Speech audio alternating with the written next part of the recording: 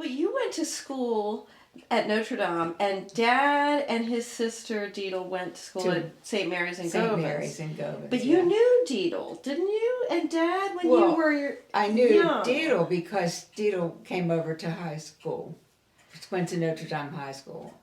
I didn't know her until then, and through her I met Dad. So. Well, what about the dog biting you?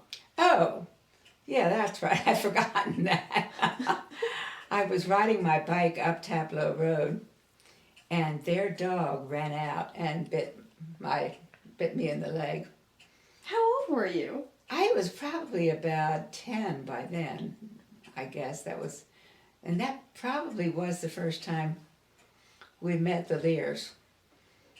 Although my father had heard about the Lears, and he wasn't happy with that dog biting my leg, to say the least.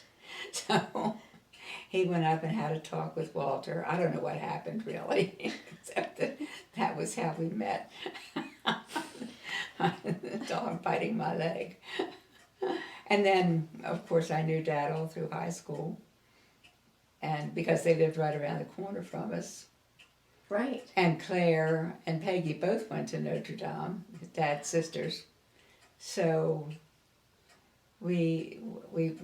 Dad and I knew one another for a long time.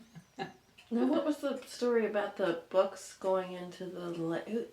Who threw whose books into this? Oh, that was Dad and Deedle were on their way to school from living in Homeland, going to St. Mary's, yes. And they were just fooling around one morning, and Deedle threw Daddy's books in the Homeland Lakes.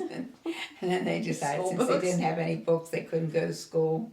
And somebody had seen this happen, and one of the neighbors, and reported it to Granny.